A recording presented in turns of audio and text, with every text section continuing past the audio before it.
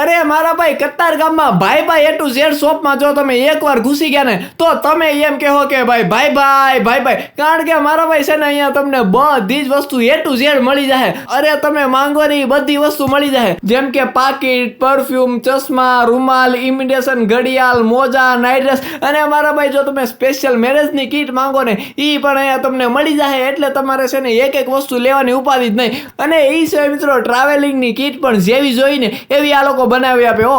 અને મિત્રો અહીંયા છે ને ઇમ્પોર્ટેડ ચાઇના અંડરવેર ખાલી 99 રૂપિયાથી ચાલુ થાય છે.